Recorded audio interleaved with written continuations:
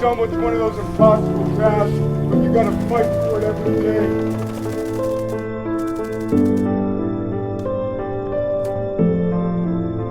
We can't live in this fantasy world, but we have to be ready.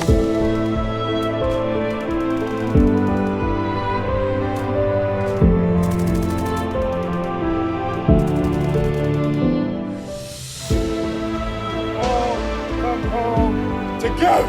Gonna go!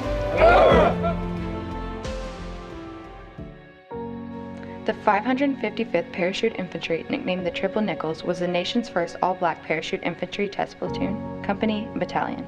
They were one of the few all-black units that had black officers because of segregation and concern that there might be friction between white and black combat soldiers.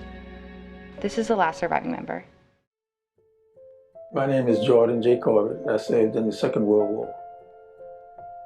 One of the great rewards that you can receive is to go out and serve for your country. I wish it was possible that every young person would have an opportunity at least once to serve in the Army.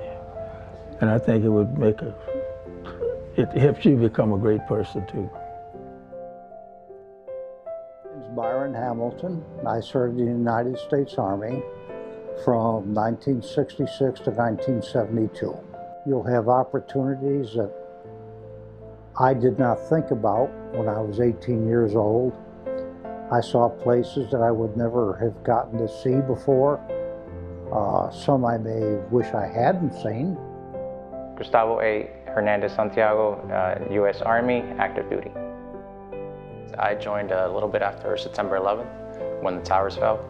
I'd say about like 3 months afterwards. I was working 2 jobs and I wanted to actually do my part. And I remember I was working at a gas station, graveyard shift. And that morning, just before my shift ended, the Army recruiter came in and we started talking and whatnot. And I think like a month later, I shipped out to basic training.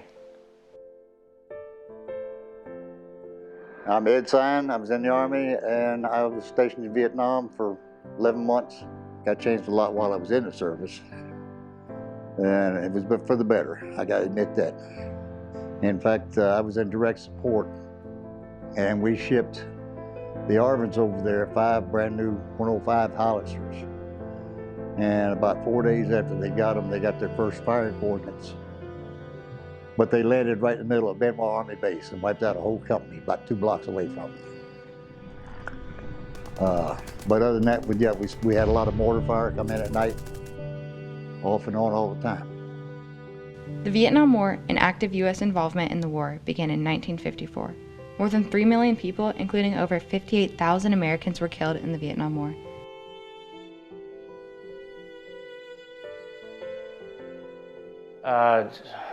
Injuries are common. We had an IED in Qatar. One of our guys lost an eye. I ended up with a little piece of shrapnel in my knee. We didn't come under fire, but it's just part of the work, part of the job. It depends, what field MOS you're in. Just depends, if you're infantry, you're going to be in it. Since 2006, around 917 veterans have passed away in service each year, and about 3.6 million veterans have service-related disability in 2012.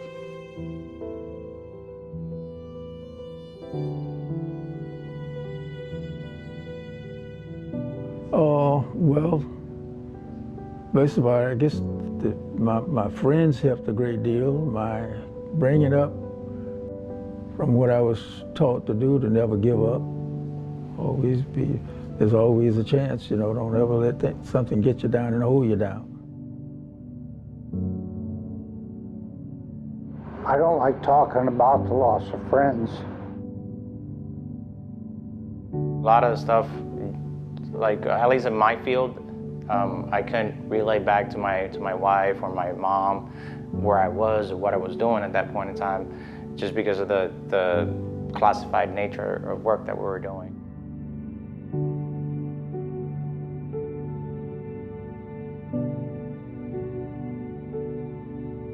Coming home, and my friends didn't.